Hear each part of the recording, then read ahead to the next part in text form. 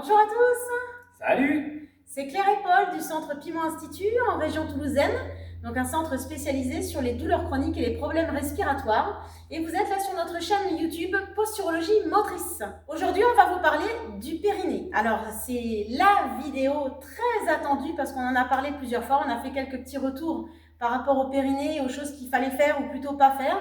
Là, c'est enfin la vidéo qui va permettre d'avoir les explications purement anatomique, hein, parce que c'est vrai qu'on ne peut pas parler d'un élément si on ne sait pas où est-ce qu'il est, et donc les enjeux quand on le met en action ou pas, on doit le détendre, le contracter et détendre. Donc pour pouvoir savoir ce qu'on doit faire et ce qu'il ne faut absolument pas faire, eh bien effectivement il faut comprendre ces insertions et les enjeux qui sont autour. Alors c'est pourquoi on parle du périnée, parce que il y a une expansion, une explosion des fuites urinaires et des descentes d'organes. Et qui dit explosion de ces fuites urinaires dit aussi que cela met en avant que tout ce que vous êtes en train de faire, mais a priori, c'est pas ce qu'il faut faire puisque ça augmente, ça accélère cette notion de fuite urinaire à tout âge, puisque maintenant, on met en avant aussi que même des adolescentes ont également des fuites urinaires. Or, à 14 ans, des fuites urinaires, non, c'est pas normal. Alors, le périnée, la partie périnéale, on en parlait surtout pour les femmes, pendant la grossesse et après l'accouchement. C'était une notion qui était mise en avant parce que la grossesse et l'accouchement faisaient une contrainte sur le périnée. Et donc, il fallait faire une rééducation. Alors, il y a différents types de rééducation au niveau du périnée. Il y a les rééducations manuelles avec une sage-femme. Qui dit manuel dit on se dessape, hein, et oui, vous avez bien compris, elle va mettre les doigts, et l'idée c'est de venir savoir, sentir si ça se contracte, si ça monte, si ça... Voilà. Alors là déjà, si vous avez été voir déjà plusieurs sages-femmes, il y a déjà un petit problème, un quiproquo entre les sages-femmes qui ne s'entendent pas, parce que certaines vont parler de contraction, d'autres vont parler de remonter un pont-levis, quelque chose qui monte et qui redescend. Donc certaines vont parler on resserre, d'autres qui montent, qui descendent. Déjà, c'est deux notions différentes auprès d'un même corps de métier que sont les sages-femmes. Ensuite, vous avez les rééducations auprès de kinés qui ont été spécialisés dans ce domaine-là, mais là, on va être plutôt par électrostimulation. Mais l'idée, c'est de rendre quelque chose, de rendre une contraction sur le périnée. On n'a pas encore dit ce que c'était. Voilà, il y a ces types de rééducation-là, et puis après, vous avez tout ce qui est hypopressif, tout ce qui est, alors les abdos, après, ça part un petit peu dans tous les sens, d'accord? Mais on parle principalement pour les femmes autour de grossesse, accouchement. Mais en fait, de nos jours, ça fait plusieurs décennies qu'on en parle tout le temps, à toutes les femmes. Alors déjà, je vais faire une grande révélation. Le périnée, c'est pas que les femmes, c'est aussi les hommes. En fait, les hommes ont un périnée aussi. Donc ça, c'est la première information, parce que souvent on nous dit « mais les hommes, ils n'ont pas de périnée ». Si, les hommes, ils ont un périnée. D'accord? Je vais juste moi simplement ajouter au niveau des différentes rééducations qui se font aussi, il y a ce qu'on appelle communément le stop pipi, où en fait on serre volontairement donc nos sphincters là-dessus. Et sur cette histoire donc d'activité physique où dedans on dit souvent maintenant dans n'importe quel cours très souvent serrer les abdos et serre ton périnée, et bien en fait ça c'est depuis plusieurs dizaines d'années. Oui. Mais déjà, rien que les statistiques aujourd'hui, comme l'a dit Claire, c'est que on ne peut pas mettre un résultat très probant avec une augmentation explosive des fuites urinaires et des différents désordres en tout genre de cette zone-là, avec en même temps depuis 10, 15, 20, 30 ans, peut-être même 40 ans de matraquage sur certains périnée.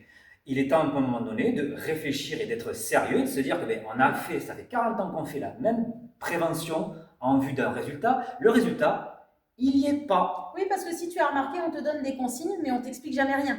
Donc, moi je l'ai fait aussi, hein. On prend les consignes, ok, on va faire le stop pipi, là, aux toilettes, allez, je serre, je desserre, je serre, je desserre. Et puis, je serre mon périnée à fond, je serre à bloc, je fais ce qu'on m'a dit à un moment donné. Et on fait, mais on ne sait toujours pas ce que c'est en fait, ce que c'est que le périnée, où c'est. Ou alors en sens inverse, il y a des explications, mais en fait, à un moment donné, il y a un gros écueil de logique où tout d'un coup, la logique, elle part en sucette totale entre d'un côté la théorie et la pratique, où il y a un modèle, une idée, qui en fait, techniquement parlant, si on va le voir tout à l'heure, l'anatomie pure telle qu'elle, en fait, ne correspond en aucun cas à ce qui vous est demandé. Oui, c'est ça. Après le contexte, oui, il faut passer à l'anatomie. Donc, on va venir vous expliquer un petit peu les tenants et les aboutissants. Alors. Donc, là-dessus, je vais vous mettre de manière très schématique au niveau donc, des muscles du plancher pelvien et l'anatomie au niveau du bassin. Cherchez pas à retenir les noms exacts là-dessus, ça sert à rien, mais que grosso modo, vous sachiez exactement quelle forme à peu près ça a, et donc en retour, qu'est-ce qu'on peut en déduire sur justement les véritables actions. Oui. Et ainsi, vous allez voir que en fait, juste l'anatomie tout court ne correspond même pas au modèle théorique de la mise en pratique en fait. Même ça. Là, c'est important de visualiser. Ouais. Donc déjà, il faut imaginer que le bassin, il est fait grosso modo de 2 parties. Une partie assez grande, haute, par rapport à une partie plus étroite et basse. Grosso modo, on dirait presque 2 mains qui sont l'une vers l'autre, comme ça, vers le ciel, en fait. Et la partie d'en haut, elle est appelée le grand bassin ou le bassin supérieur. La partie d'en bas, de manière logique, le bassin inférieur ou le petit bassin. Parce qu'il faut imaginer que... Chez les hommes et les femmes. Hein. Voilà, là en haut, si vous touchez, c'est le bout donc, de vos os, de vos hanches en fait, en haut. Et en bas en dessous, sous les fesses, vous pouvez sentir, c'est les ischions, vous sentez des fois les os qui sont sous les fesses. Et de part et d'autre, c'est là où vont se loger en fait les articulations des hanches, où vont se mettre les fémurs. Donc ça, c'est grosso modo. Voilà, les jambes sont en dessous. Hein. Voilà, c'est vraiment du très schématique. Ça. Ensuite, il va falloir imaginer qu'on va voir, pour voir maintenant où se place un petit peu chaque muscle, il va falloir faire une vision vue de par en haut, c'est-à-dire qu'en fait, on prend la caméra entre guillemets vue d'en haut et on regarde ce qui se passe dessous, et là, et une autre qui va se passer donc vue de dessous, là ici, une en haut, une en bas. Le plancher pelvien, lui, de manière générale, et d'ailleurs aussi c'est à distinguer, hop, il est là. Vous avez 2 parties, le plancher pelvien et la partie périnéale. Ce sont 2 choses qui forment 2 couches successives de la même chose. Alors déjà, il y a une confusion parce qu'on dit le périnée, mais déjà c'est les muscles périnéaux. Voilà. Et effectivement, il y a clairement une distinction entre plancher pelvien et les muscles périnéaux. Grosso modo, grâce à la vue du dessus, on va pouvoir ça déjà vous le saviez pas, je pense. La partie d'en haut qui va correspondre en fait aux muscles du plancher pelvien, alors que vue de dessous, on pourra mieux visualiser les muscles du périnée. Voilà, donc déjà ça, pour vous permettre de comprendre. Ensuite, il va falloir que j'efface pour pouvoir faire la suite. Donc là, visualisez bien. Je vais commencer d'abord par la partie des muscles du plancher pelvien, donc vue du dessus. Et ensuite, on fera celle pour l'en dessous. Donc si je fais vue du dessus, je vais prendre directement donc, la partie du petit bassin. Je n'ai pas besoin de faire le grand bassin en fait là-dessus. Vous prenez tout simplement un cercle. Où on va visualiser... J'imagine tu regardes ton bassin là, tu penches la tête, tu regardes ton bassin. On va grosso modo bien matérialiser ici par derrière, hop, ici la base du sacrum avec l'assise prête pour les vertèbres lombaires qui sont au-dessus. Grosso modo, hop, les os plus ou moins par là. Je fais très très simple. Hein. C'est très schématique. Hein. Voilà. Et ici, le petit bout d'en bas, ça c'est le pubis ou la symphyse pubienne. Donc ça veut dire que c'est l'avant. Ça, c'est l'arrière. Les vertèbres. Arrière. Ça, c'est l'avant. Voilà. De là, ici, je fais exprès d'avoir des petites excroissances osseuses. En fait, c'est le bout de tes ischions, les os des fesses qu'on a par-dessous, qu'on peut sentir. Parce que c'est de là que va se faire, en fait, l'agencement donc de ce plancher pelvien. Pour se repérer, il faut voir où sont les trous. Alors, on va avoir tous un petit trou qui va être par là. Ici, et qui va se prolonger comme ça, à peu près, et un autre par là, à peu près. Rappelle-toi, c'est schématique. Hein. Oui. Ça, c'est le trou de l'anus, trou de balle. Et l'autre, c'est toute la partie urogénitale. Donc, qui correspondent aux 2 sexes. Et dedans, déjà, il faut savoir où se situe ensuite, c'est par là que va se situer après les différents sphincters. Mais avant d'aller les sphincters, c'est la partie qui correspondra à l'autre partie, qu'on verra par-dessous. Par le dessus, on a besoin de ça. Et déjà, en fait, on va avoir 4 muscles essentiels pour la partie du plancher pelvien. Alors tu vois, tu pensais qu'il n'y en avait qu'un. Voilà. 4, dont 3 qui correspondent à, on va dire, 3 composantes d'un seul, qu'on appelle, je te dirai comment il s'appelle. Donc, en fait, ah oui, j'ai oublié, vite fait. Hop, grosso modo, puisqu'on a la partie du sacrum, imagine en fait le sacrum, ça fait un triangle avec plus ou moins au bout ici le coccyx. Voilà. De là va s'articuler alors ce qu'on appelle le muscle coccygien. Coccygien, coccyx. Voilà. Donc en fait, il va partir en fait d'ici et à peu près il va venir hop, comme ça, de part et d'autre, à peu près. Ça. Voilà, ici, il part de là et il va vers la partie basse du sacrum et le coccyx. Là-dessus, essentiellement là-dessus. Voilà. Ensuite, tu vas avoir un autre qui va s'appeler. Il est ici. Hein. Si vous voyez bien, c'est vrai qu'avec le tableau blanc, c'est un peu difficile à voir. Voilà. Ensuite, tu vas voir ce qu'on appelle le pubo-rectal. Alors, pubo parce que pubis, rectal parce que rectum. Donc en fait, il va aller de là et il va aller hop par derrière le rectum et on va revenir. Hop, il fait tout ça. Hop, hop, hop, hop, hop, hop, hop, hop, hop, hop, hop. Tac, ici. Il enveloppe, on dirait. Hein. Oui, il enveloppe les deux trous en fait. Il enveloppe les deux trous. Ensuite, on va avoir le pubo-coccygien. Ça veut dire qu'il va partir du pubis et aller jusqu'au niveau du coccyx. Et il va faire une espèce de hache en fait. Il va aller de là. Hop. Et il est au pourtour du pubo-rectal. Donc c'est une autre partie. Encore, j'essaie de bien séparer. Alors, on a 3 parties, d'accord? Là. Et ensuite, on a l'iliococcygien. C'est-à-dire qu'il va partir, lui, de là.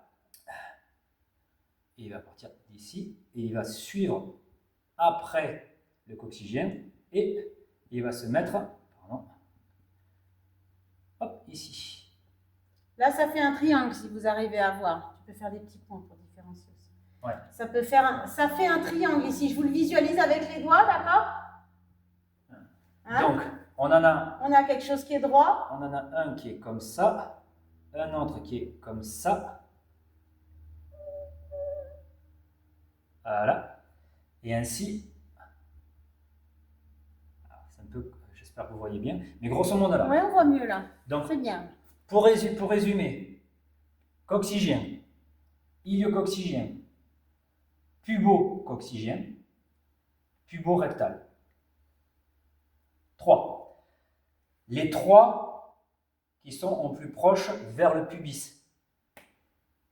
Pubo-rectal, pubo-coccygien et iliococcygien.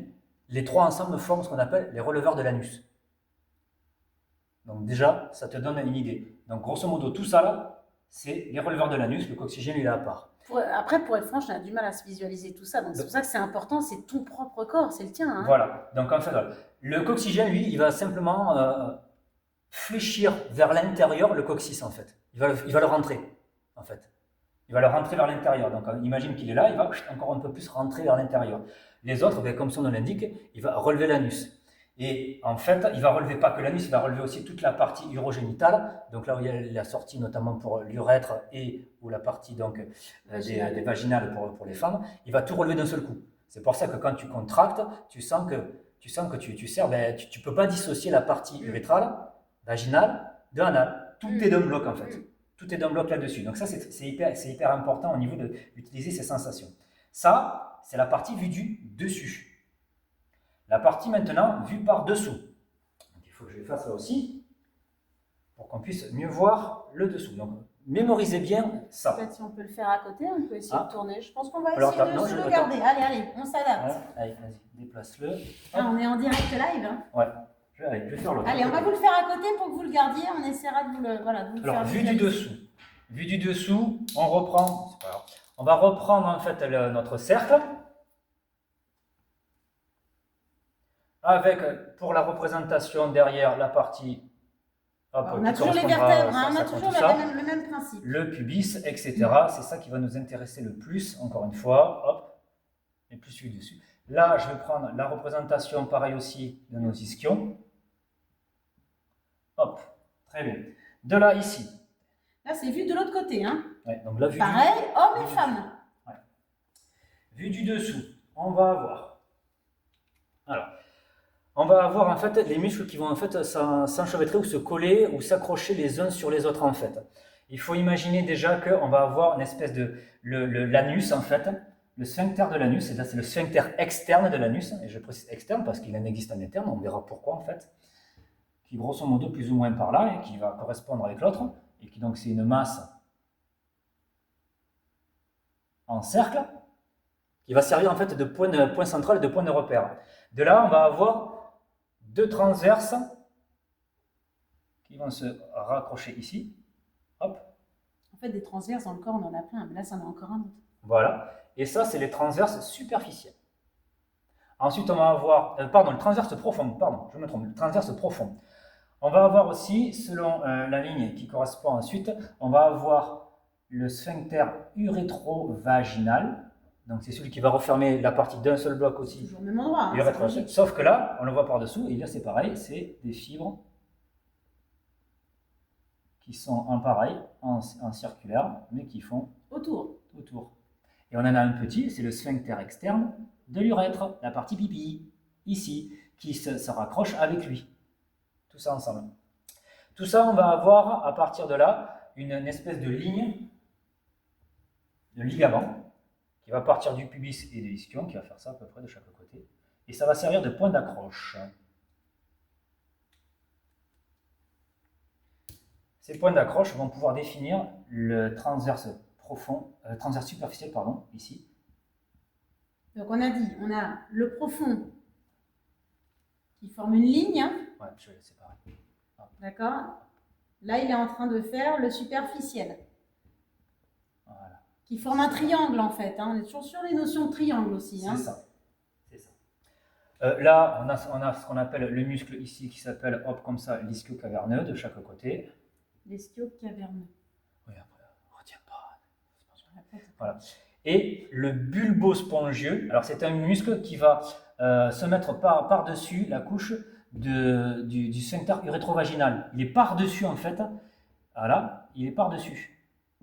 Donc des couches successives. Voilà, et que ce soit donc la partie de droite comme la partie de gauche. Là, je fais que juste qu'un côté là. Voilà. Là, tu as vu la quantité de muscles déjà juste pour une zone où tu disais le périnée. Donc quand on dit le périnée, on a l'impression qu'il n'y a qu'un seul truc. Voilà. Et qu'un seul truc, souvent, c'est le vagin et souvent on serre quoi. Stop pipi ou vagin quoi. Voilà, exactement. Bah, déjà, c'est pas le cas vu les dessins. Et voilà. Je t'invite vraiment, tu peux aller sur internet, il n'y a pas de souci, c'est gratuit. Hein. Tu vas taper, tu demandes tous les muscles périnéaux ou même avec l'IA, maintenant il doit pouvoir te sortir des images, je pense. Donc c'est très très simple. N'hésite pas, c'est ton corps encore une fois. Tu peux pas juste croire des consignes sans connaître ton corps. Donc là, c'est la partie schématique. Donc forcément, il faut imaginer qu'il y a un rapport avec donc, les organes à proprement parler sexuels, qui là, forcément, on ne les a pas, puisque c'est là où on a la distinction entre l'homme et la femme. Mais grosso modo, à chaque fois, il faut imaginer donc le placement. Le rectum, forcément, il est placé par ici. La partie vaginale est pour les femmes, prostate pour les autres. Et la partie qui est posée un peu sur la symphyse pubienne, c'est la partie de la vessie pour chacun. Il faut déjà que tu imagines en fait. Donc, vu de la partie par-dessus, grosso modo, on va avoir vessie, vagin ou prostate et rectum après. Grosso modo, ça va se jouer plus ou moins comme ça. Et il y en a d'autres organes après par-dessus, etc., etc.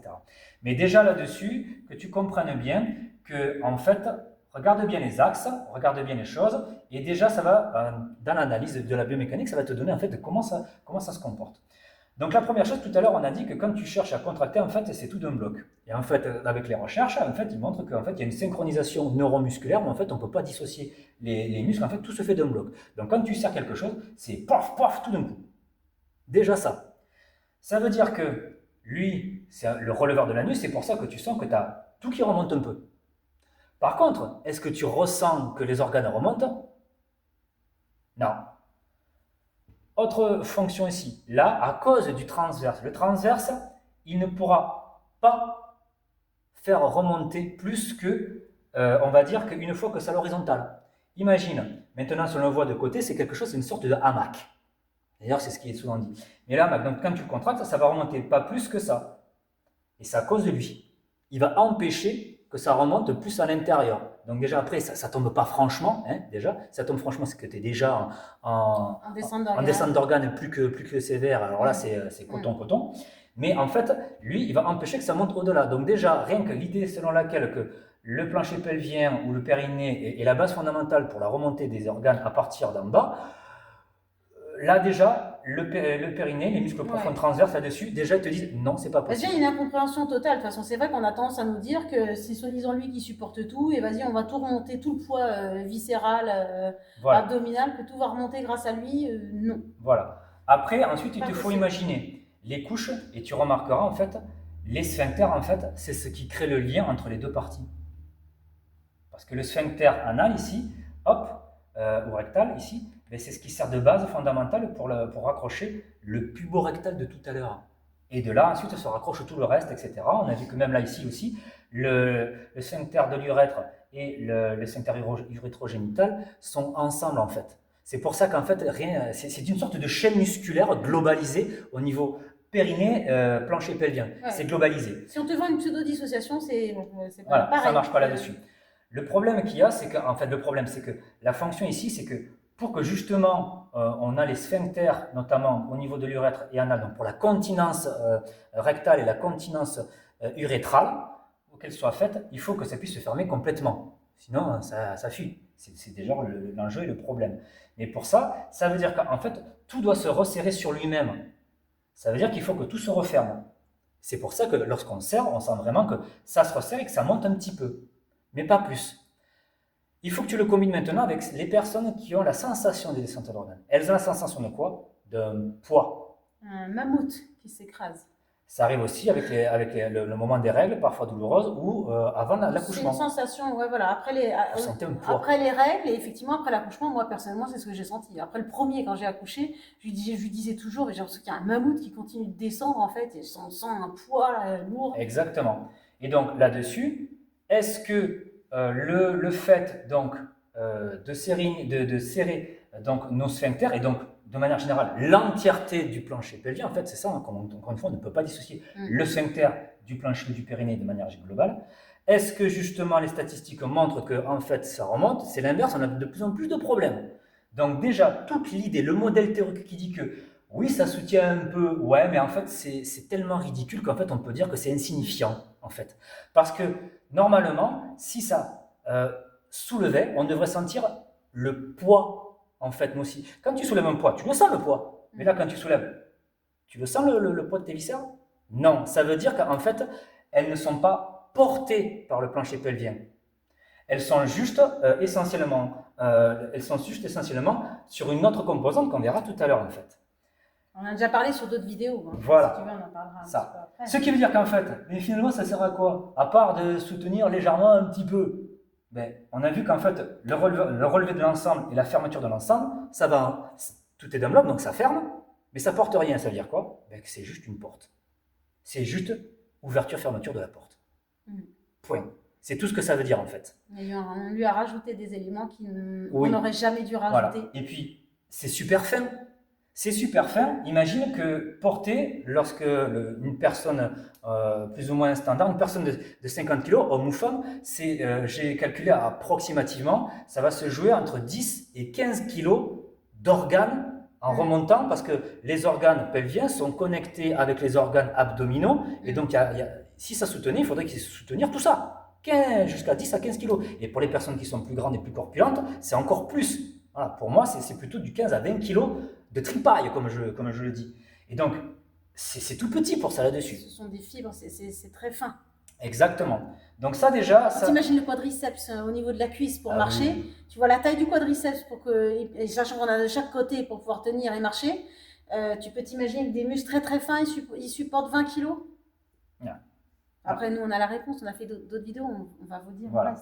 Donc au final, en fait, c'est pour ça que toutes les méthodes qui te disent serrer les sphincters, périnée, plancher pelvien, peu importe la condition, quand on demande de serrer, toutes les méthodes d'électrostimulation, ou même les méthodes dites directement de manuel, en fait, tout ça, ça ne repose sur absolument aucune base fondamentale théorique. Rien. Tu vois bien que là-dessus, il y a un saut total entre la base de l'anatomie et le modèle pseudo-pratique qu'on te met en place. Et donc la question derrière qui se fait, mais comment ils tiennent les organes alors si c'est pas lui qui tient par-dessous? Réfléchis. Quelle est la seule et unique manière de prendre des organes mous, de ne pas les presser et qu'ils gardent leur forme et à leur bon endroit? La seule solution, c'est la suspension. Et il se trouve qu'on a pile poil des structures qui permettent de suspendre l'ensemble. Ça s'appelle le péritoine, au travers de son accroche diaphragmatique et lombaire. Ce qui veut dire que Mais ça, on a déjà fait des vidéos à ce sujet. Voilà, ce qui signifie que si tu as un effondrement, donc qui dit lombaire et thorax, donc qui dit, pardon, diaphragme dit accroche costale, dit thorax, thorax, colonne vertébrale, et donc si tu as un effondrement de la colonne vertébrale, tu as tout qui tombe, peu importe ce que tu fais ici. Si à l'inverse, tu te redresses... Ça aussi, hein, tu peux fouiner un peu sur tout ça. On va aller sur déjà un meilleur entretien, une meilleure prévention et un début mieux de traitement sur le long terme, sans forcément plus faire. Je reprends parce que c'est un peu compliqué. Toutes tes viscères, toute la tuyauterie, etc. Tout ça, c'est contenu dans un... on va l'appeler une poche, c'est contenu dans le péritoine. Et ce péritoine, il est raccroché au diaphragme. Et c'est ça qu'on te dit pas, en fait. Donc forcément, quand tu as ton bébé, avec le poids, là, on parle de rajouter quoi, 10, 15 kilos entre la poche, le bébé, 10, 15 kilos qui viennent tirer, effectivement, parce que là, on est plutôt sur la partie basse, mais il va grossir, ton bébé il grossit. Donc ça vient tirer le diaphragme vers le bas. Effectivement, en fin de grossesse, franchement, on a même du mal à se redresser. On fait ce qu'on peut à se redresser, mais en fait, on a du mal à bien respirer, à bien ventiler, parce que tout vient s'effondrer un peu vers le bas, parce que c'est trop lourd à porter. Mais c'est le diaphragme. Donc en fait, la rééducation qu'on ne fait pas, toute la rééducation respiratoire, posturale, et au niveau du diaphragme, pour venir remonter tout ça, on ne te la fait pas et on reste axé que sur les stop pipi et le périnée et puis le vagin en fait. Et donc, ce phénomène-là, en fait, il faut que tu le prennes. C'est exactement le même système avec les personnes en surpoids d'obésité, mais ce n'est pas tellement le poids, c'est surtout qu'en fait, c'est l'effondrement de la structure porteuse qui est la colonne vertébrale. Car il y a des personnes qui sont comme ça, qui elles aussi ont des descentes d'organes et des fuites urinaires. Et de plus en plus tôt. Donc, ce n'est pas le poids en tant que tel, c'est le fait que la posture, au fur et à mesure, va lâcher. Et par contre, s'il y a surpoids, obésité ou grossesse, ça va démultiplier le déséquilibre qui est en train de se faire. Parce que les viscères sont suspendus, donc si effectivement, avec la gravité, tu relâches tout ça, tout va venir s'effondrer, tout simplement. Et c'est la posture voûtée, voiture, ordinateur, tablette, avoir la tête avec, on a tout effondré. Et on ne comprend pas pourquoi à 14 ans, il y a des petites minettes à 14 ans, elles commencent déjà à évoquer des fuites urinaires. Voilà. Je fais juste un petit point à apporter donc, sur ce péritoine qui permet de suspendre, en fait. Donc, si tu le cherches, pareil, tu vas voir qu'il permet en fait d'avoir le bon positionnement des organes entre eux et de les laisser glisser entre eux, etc.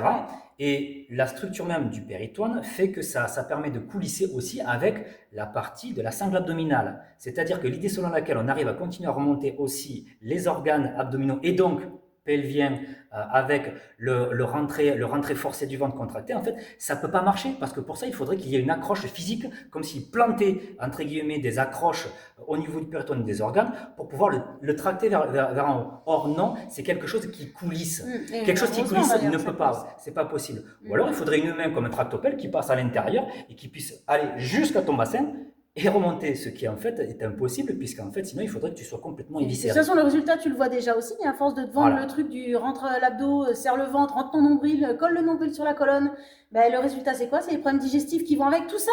Il y a une pathologie générale, c'est problèmes digestifs, c'est je respire pas bien, je suis souvent stressée.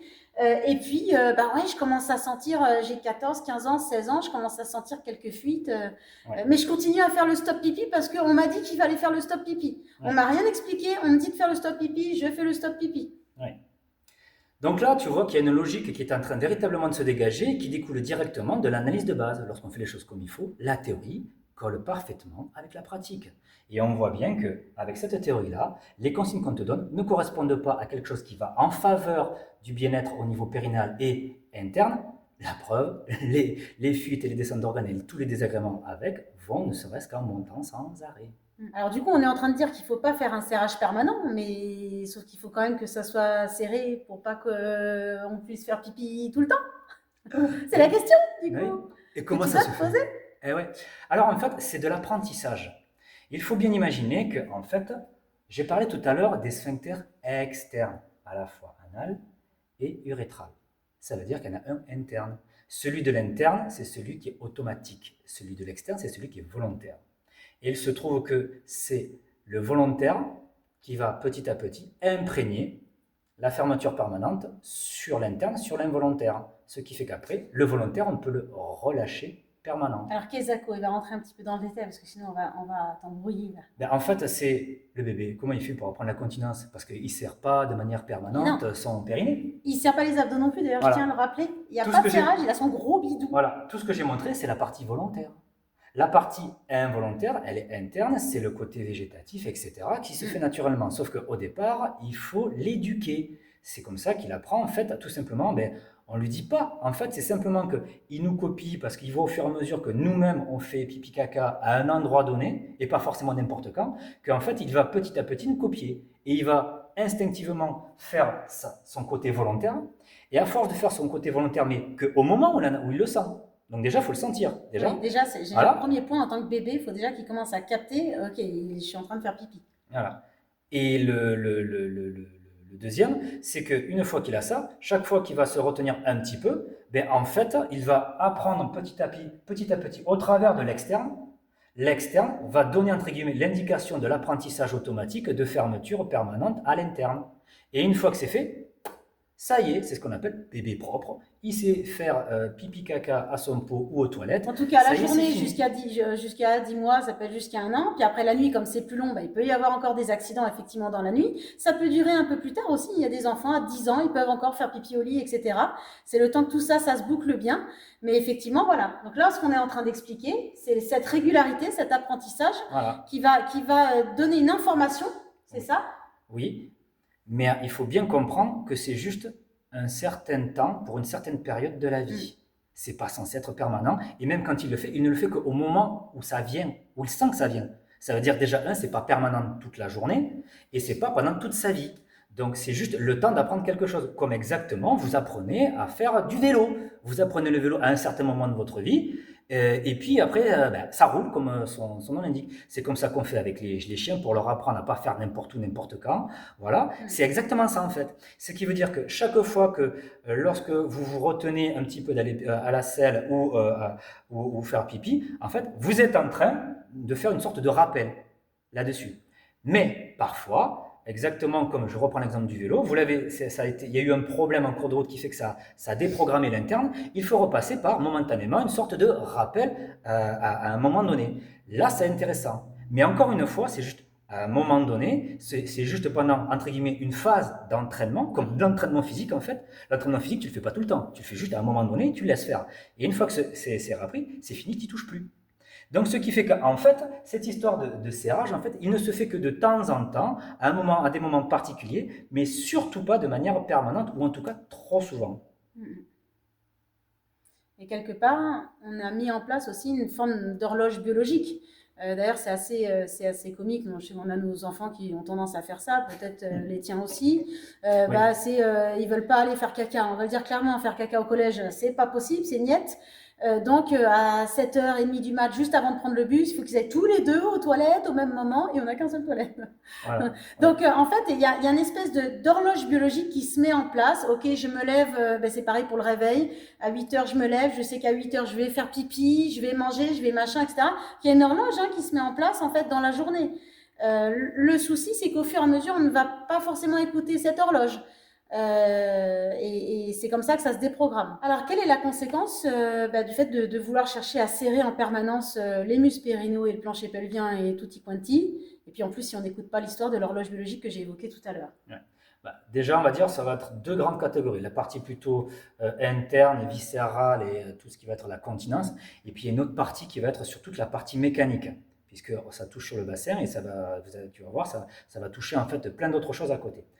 Donc sur la partie purement, on va dire, sphinctérienne, le fait de serrer tout le temps, déjà, effectivement, comme elle l'a dit, ça va te déprogrammer complètement les horloges de biologique interne, c'est-à-dire les habitudes où en fait où tu vas aux toilettes, où tu vas faire ta selle. On est censé le faire pour tenir un peu, pas pour la journée complète. Voilà, si à chaque fois... Donc on ne sait plus quand est-ce qu'on a envie. Quelle est la distinction quand est-ce que j'ai envie et que je dois attendre un tout petit peu avant d'y aller, ou je serre tout le temps, donc je ne sais plus quand j'ai envie finalement. Oui, donc en fait, si dans ton boulot, juste parce qu'il y a le boulot, tu t'empêches de retenir d'aller aux toilettes là-dessus, le gros problème, c'est que déjà, en fait, ce serrage trop souvent permanent, et encore plus avant qu'on te demande de faire à fond dans les activités physiques, en fait, tu vas en fait faire de la compression. D'abord de la compression du périnée et du plancher pelvien lui-même, en fait. Il faut que tu imagines qu'il est innervé, qu'il est vascularisé et qu'il a aussi des tissus lymphatiques. Cette compression, en fait, va comprimer les voies d'arrivée et les voies de sortie en fait. Ce qui veut dire qu'en retour, tu auras moins d'oxygénation et de nettoyage et de commandes qui vont arriver que autant qui vont en sortir. Ce qui fait que tu as une perte de... Ils vont s'affaiblir. Tu vas avoir une perte de contrôle moteur comme de sensibilité motrice là-dessus. Et là-dessus, imagine. Donc ça veut dire qu'au fur et à mesure, en fait, de par leur perte d'efficacité, fuite urinaire, fuite anale et insensibilité progressive au niveau vaginal. Oui, parce que c'est aussi le cas, je voulais venir, là, c'est des femmes qui vont serrer trop souvent. Alors en plus, là, il y a tout un tas de méthodes maintenant d'électrostimulation et compagnie. Et donc, c'est pas des muscles qui sont faits pour ça, de le faire trop souvent, ce qui fait qu'en fait, au niveau sexuel, elles ne sentent plus rien, quoi. Et oui, tu es insensibilisé. Il y a l'orgasme, elles ne sentent plus l'orgasme, elles ne sentent plus rien du tout. Exactement. Mais ça aussi, c'est un indicateur. Voilà, autre conséquence, c'est que tu vas, une fois que tu as bien serré, au moment où tu vas devoir y aller, comme il se ne décontracte plus correctement. Mais il n'y arrive plus en fait. Et bien en fait, tu vides pas correctement. Si tu vides pas correctement, tu risques d'avoir des infections urinaires ou des infections au niveau rectal. Oui, tu augmentes là-dessus. L'autre point aussi, c'est que lorsque tu ne vides pas correctement, qu'est-ce que tu fais? Tu pousses. Ouais. Mais en poussant, là, tu crées une pression généralisée dans ton ventre sur tous les organes qui deviennent pressés comme des citrons. Et là, tu vas accentuer l'effet d'effondrement thoracique qu'on a parlé tout à l'heure, qui va faire encore plus tomber tous tes organes sur ton plancher et périnée, qui au fur et à mesure va augmenter donc le fait que, parce que là, tu forces trop. Ça va pressuriser. Et à partir de là, tu vas encore serrer encore plus. Et c'est un cercle vicieux. On rajoute les hémorroïdes qui vont avec. Là, les hémorroïdes, c'est quand on pousse trop, on serre trop. Allez hop, hémorroïdes, c'est parti. Voilà. Et donc, il y a des personnes, après, c'est en boucle. Alors, ils serrent en permanence, ils prennent des choses pour aller à la selle parce qu'ils n'arrivent plus à pousser, parce que, etc. Et donc, on prend un médicament pour pouvoir aller à la selle facilement. Enfin, c'est tout ce cliché-là. Et donc, ce qui fait que tu peux avoir des fuites à l'effort, en toussant, en éternuant, ou chaque fois que tu vas t'asseoir, ou chaque fois que tu vas faire un tout petit peu l'engagement abdominal, hop, il y a quelques gouttes qui passent. Je fais l'aparté après accouchement. J'ai eu 3 enfants. J'ai eu des épisiotomies. Sur les 3 accouchements, il y en a 2 sans péridurale, donc j'ai tout bien senti. Voilà. Et c'est pareil pour les autres femmes aussi. C'est normal après accouchement que tu aies des fuites. Ça, c'est encore autre chose. Donc, il y a quelques fuites après accouchement, c'est une chose, mais ça ne doit pas durer longtemps. Oui, encore une fois, je n'ai pas dit qu'il fallait ne jamais le faire. C'est post-accouchement, c'est un peu à part. Je répète encore une fois. Mais c'est pendant 1 mois, 2 mois, pas plus. Il faut réapprendre, si nécessaire, au sphincter interne, le fermer permanent, au travers du côté volontaire. Mais encore une fois, c'est jusqu'à un petit moment donné. Pas toute la journée. Ah non, surtout pas. La position standard de ça, c'est relâcher. Donc là-dessus aussi, tu vas te retrouver maintenant sur tout l'autre aspect mécanique de l'ensemble. Qu'est-ce qui va se passer avec ton bassin, avec tes hanches, tes jambes et ton dos? Imagine. Si tu serres permanent, qu'est-ce que ça fait? Ça va chercher à resserrer. Ça va resserrer et refermer le petit bassin. Et justement, le bassin a des petits mouvements qu'on appelle nutation et contre-nutation. Kesako. Si je reprends le bassin, est-ce que je peux le faire? Vue de face. Vue de face avec cette histoire. Sinon, on va s'éloigner un peu et puis on peut montrer. Hop, une espèce d'entonnoir là, ou comme ça, là, peu importe. Bref, le grand bassin, le bassin supérieur ou le petit bassin. Donc c'est en dessous. En fait, la nutation, elle va refermer un petit peu le grand bassin, en rapprochant ici, et ouvrir légèrement le petit. La contre-nutation, elle fait exactement l'inverse. Elle va ainsi ouvrir ici et refermer là. Alors tu me dis, ouais, mais ça ferme, alors pourquoi ça irait pas en fait? En fait, il faut que tu imagines que c'est des tissus. Les tissus, il y a le côté élastique. La manière pour avoir quelque chose qui est tendu, qui ferme bien comme il faut, sans qu'on le contracte, il faut le tendre. C'est-à-dire qu'il faut éloigner ses extrémités. C'est-à-dire, si ici j'éloigne les extrémités, ça veut dire qu'en haut je ferme, ça s'appelle la nutation. La nutation, elle est déterminée par la cambrure. Et la décambrure, c'est l'inverse. Elle va te faire, donc la décambrure, quand tu es voûté, elle va te faire l'inverse. Elle va fermer, elle va ouvrir en haut et fermer en bas. Mais imagine que si tu rapproches le tout, le hamac, qu'est-ce qu'il fait? Il tombe plus. Et si tu serres encore plus, le fait de serrer, c'est-à-dire que tu resserres encore plus ici, tu vas accentuer en retour la contre-nutation, c'est-à-dire fermeture d'en bas, ouverture d'en haut, rétroversion, décambrure, voûté. Et donc en fait... Là on parle donc de l'enroulé, alors du coup on le montrera peut-être tout à l'heure, on parle de l'enroulé du bas du corps. Ouais, donc ça veut dire qu'en fait là-dessus tu vas te retrouver avec des douleurs de dos. Et c'est pas fini. Au niveau ici, tu vas positionner en fait aussi les articulations des hanches en rotation interne, alors que tous les muscles profonds des hanches sont d'abord et surtout, enfin c'est pas d'abord et surtout, ils sont en rotation externe d'avant tout. Ça veut dire que la position physiologique saine des hanches, c'est la rotation externe. Et ce que fait le bébé en fait quand il dort, il vient d'accoucher, il a quelques jours, quelques semaines, et il a l'ouverture complètement des genoux. Clac, les genoux sont sur l'extérieur, parce qu'en fait, c'est la position. Grenouille ouverte là. Voilà, c'est la position standard. Donc ce qui veut dire qu'en fait que, si tu accentues ta rétroversion du bassin avec les abdominaux, qu'on a vu de toute façon, ça ne retient rien, ça ne soutient rien. Tu accentues là-dessus, qu'on a vu que ça ne soutient rien non plus. Donc en fait, tu vas accentuer à fond donc, le rapprochement, le resserrage du petit bassin, qui va faire que ça va faire tomber l'ensemble d'autant plus. Et donc tu as une règle de fond, grosso modo, pour faire simple là-dessus. Avachissement, rétroversion, décambrure, ce qu'on appelle donc la contre-nutation, fermeture des hanches, tout ça, ça va ensemble. Et donc avec tous les problèmes qui vont avec. Et toi, tu fais ton serrage en pensant bien faire. Voilà. Et à l'inverse, le redressement postural, avec justement l'ouverture du ventre, la cambrure, la nutation du bassin, et donc la partie de rotation externe. En gros, c'est tout ce qu'on ne dit pas. Tout ce qu'il est en train de dire là, voilà. C'est tout ce qu'on ne te dit pas.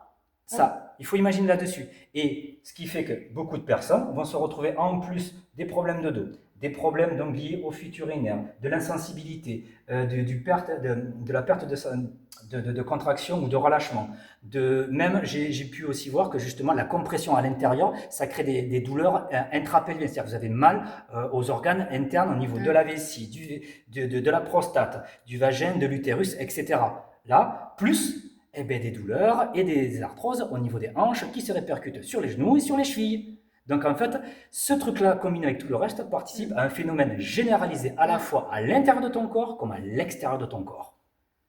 Et là, l'explication qu'on t'amène, effectivement, ça prouve un petit peu les constats qu'on voit actuellement. Eh oui. On s'éloigne un petit peu pour que du coup tu vois un peu mieux. Tout ce qu'on est en train de t'expliquer depuis tout à l'heure, c'est que la tendance actuelle, on te dit quoi? Faire des abdos, des abdominaux, d'accord? Les abdominaux, c'est on serre thorax pubis. On te dit quoi? On te dit du coup, t'es trop cambré, alors il faut être en avant, il faut serrer, donc finalement on se retrouve avec la position, on n'a plus de cambrure de bas du dos, on est complètement avachi en avant, mais cette position-là, moi je l'ai déjà dit dans d'autres vidéos, la position où on est enroulé comme ça, mais c'est ce que tu dois faire pour accoucher, c'est ce que tu dois faire pour aller faire caca. Donc ça veut dire que on t'a appris, on t'a dit de te tenir comme ça, tous les jours, tout le temps. C'est la position en voiture. Moi, j'en vois au bureau. Là, j'ai encore vu il n'y a pas longtemps quelqu'un qui est au bureau, qui travaille comme ça. Donc, il est en position pour faire sortir H24. Alors, pour peu que tu dors en position fétale, c'est le pompon. Ça veut dire que 24 heures sur 24, 7 jours sur 7, tu es en position pour faire sortir. S'ajoute à ça, tu ne t'écoutes pas quand tu as envie de faire pipi ou d'aller à la selle. Tu n'as plus aucune sensation. C'est normal que les fuites urinaires, elles arrivent. Exactement. Pas de secret, hein? Voilà. Regarde à chaque fois. Pense maintenant avec ce que j'ai parlé tout à l'heure du péritoine. C'est-à-dire que tout ce qui est en bas est raccroché sous le diaphragme, côte, thorax. Donc ça veut dire qu'encore une fois, avec les abdos, le thorax, comment je le vois? Comme ça, affaissé. Donc, plaf, il y a des jambes descendues. Les abdos qui serrent, plaf, vers le bas, c'est fermé ici. Plaque ton nombril. Donc en fait, tu as toute la pression qui est dirigée vers le bas, tu pourras serrer autant que tu veux. C'est l'effet tube de dentifrice. Voilà, tu pourras serrer autant que tu veux. Au début, tu auras une impression d'efficacité parce qu'au début, c'est un poison à goutte à goutte sur le long terme. Donc au début, ouais, super, ça marche. T'as l'impression que parce que tout est bloqué, voilà. Mais ils vont s'affaiblir. Et au bout de, j'allais dire 20 ans, mais maintenant c'est beaucoup plus tôt, puisqu'on voit les nanas de 15 ans qui commencent là-dessus. Donc en fait, au bout juste de quelques années, voire quelques mois, tu vas voir... Parce que tout simplement, la pression interne est devenue beaucoup trop grosse, les sensations ont complètement diminué, et en fait, tu es exactement en train de faire sortir de manière permanente. Alors au début, ça va être essentiellement avec quelques douleurs ici et là, et avec un petit peu la partie urétrale, donc l'incontinence urinaire, c'est tout. Mais après, encore beaucoup plus tard, tu vas avoir les douleurs qui vont plus ou moins s'enlever, qui vont se mettre et générer donc au niveau bassin, hanches, genoux, etc. Si tu es voûté, tu vas avoir encore au-dessus tout le reste, difficultés respiratoires, tu mets à mal ton système cardio-pulmonaire, etc. Oui, puis c'est vrai, les genoux aussi, parce qu'à force d'être dans cette position-là, bah forcément les genoux, les chevilles, ils sont pas faits pour soutenir dans cette position-là. On n'a pas respecté la physiologie humaine, mais forcément il y a des conséquences. Mais c'est vrai qu'elles sont tellement vastes que... Et tu rajoutes par-dessus, les organes à l'intérieur sont pressés totalement au sens littéral du terme comme des citrons. Ça veut dire que la compression dont j'ai parlé tout à l'heure, juste sur les organes au niveau pelvien, mais il va se généraliser sur toute la partie ici et sur tout le reste, parce qu'en fait, au final, la pression que tu mets va se mettre globalisée. Ce qui veut dire qu'à la fin, tu peux avoir des dysfonctionnements n'importe où à droite et à gauche, à l'intérieur ou ailleurs, parce qu'il n'y a pas assez de dioxygène et de nutriments qui arrivent et d'évacuation des déchets du CO2 qui repartent, parce que tout le système est comprimé en fait. Et donc, vous vous retrouvez là-dessus et vous pouvez y rajouter par-dessus toute la partie stress et tout le reste. Il ne faut pas s'en étonner. Stress, tout ce système, il y a tout qui va aller avec. Il y a tout qui explose là-dessus. Donc, encore une fois, on le répète sans arrêt.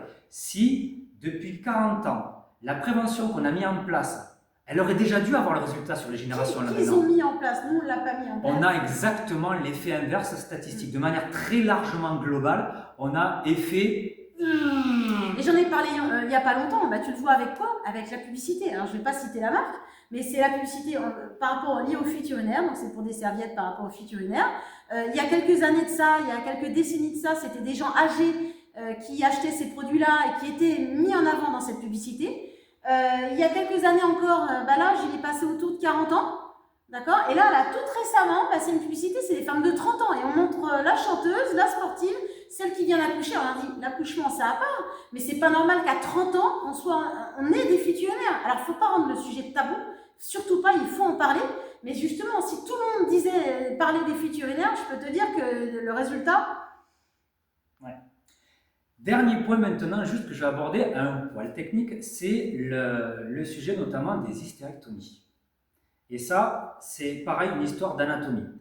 Le problème, lorsqu'on a, on a un besoin de se faire, donc, enlever partiellement ou totalement l'utérus, je parle là-dessus pour les femmes essentiellement, beaucoup ont des complications justement de fuite urinaire, de prolapsus, c'est-à-dire de descente d'organes. Pourquoi? Parce qu'en fait, la prise en compte de la suspension généralisée des viscères n'a pas été prise en compte. Il se trouve qu'on a certains organes qui ne sont pas dans le péritoine en fait. Tout simplement parce qu'en fait, ils n'ont pas besoin d'être totalement avec, parce qu'ils sont totalement suspendus au travers d'autres. C'est très bien fait, c'est de la suspension. Hein. Grosso modo, les organes, l'intégralité à peu près pratiquement des organes abdominaux sont dans le péritoine et ils sont donc suspendus, soutenus par lui, si tant bien est que la grue en haut... La posture est bonne. Est bonne, voilà.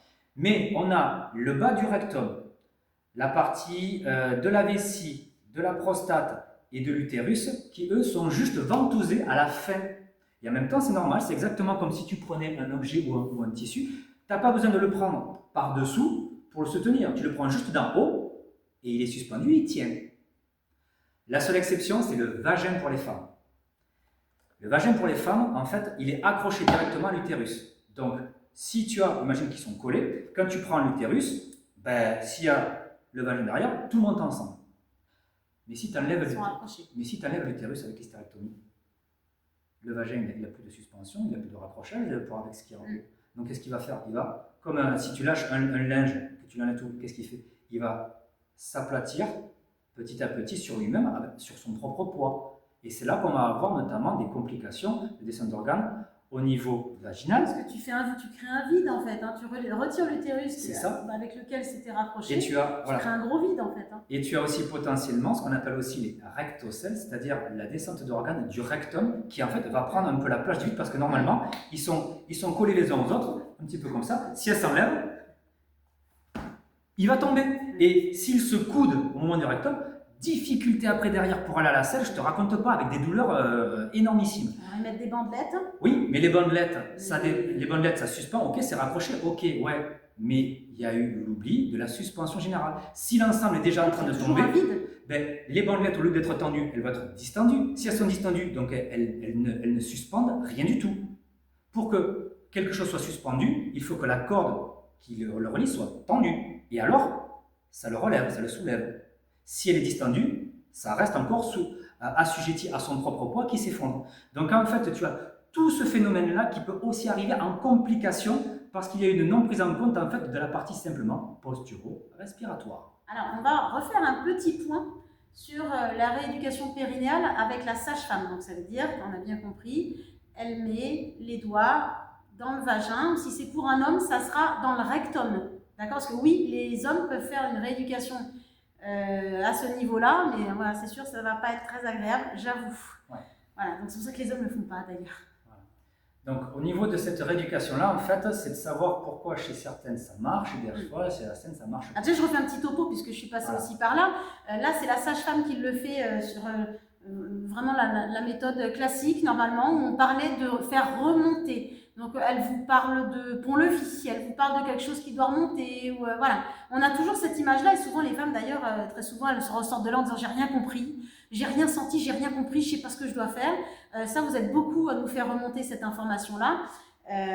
Donc voilà, je dois faire remonter. Et certaines, on ne sait pas trop pourquoi, bah ça a marché.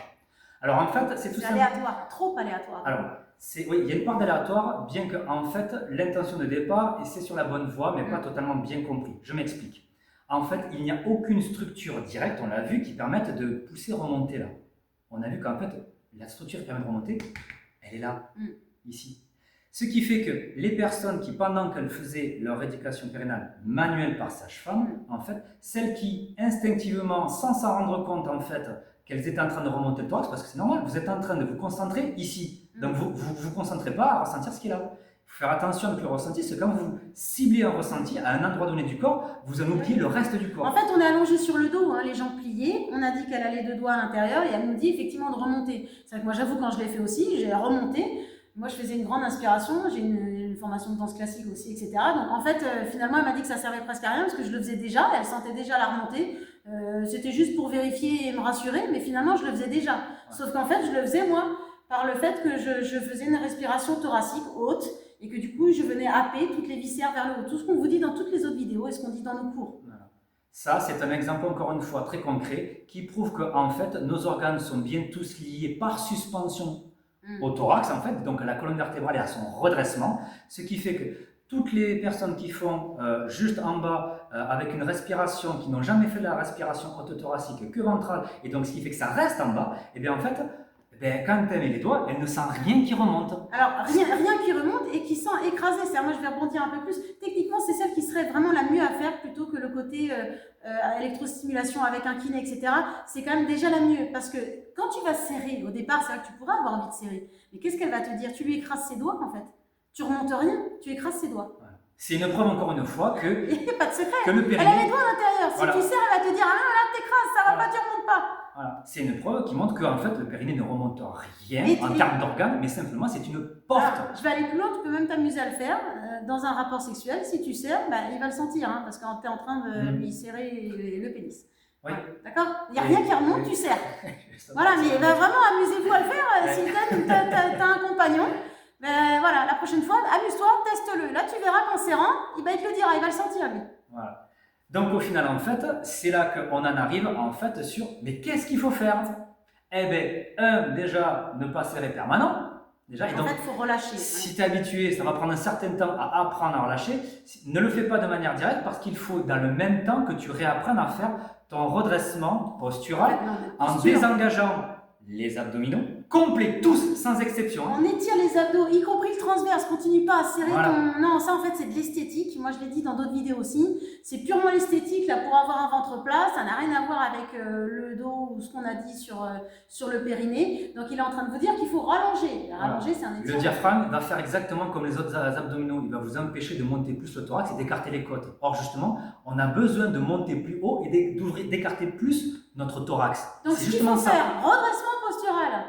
Ça, c'est la priorité des priorités. En relâchement total abdominal et ensuite périnal, de manière à ce que vous compensiez en fait toute la pression qui est en bas, vous puissiez relâcher au sens littéral du terme la pression par un meilleur maintien en haut. Et c'est là que ça va se faire. Et ça, au départ, pareil, il va falloir que c'est un entraînement régulier pour avoir ne serait-ce qu'un effet qui commence à avoir un côté un peu plus durable. Tu peux tendre les bras en l'air, tu fais des grandes respirations, tu souffles, là, tu le fais plusieurs fois dans la journée déjà. Voilà. On ouvre devant.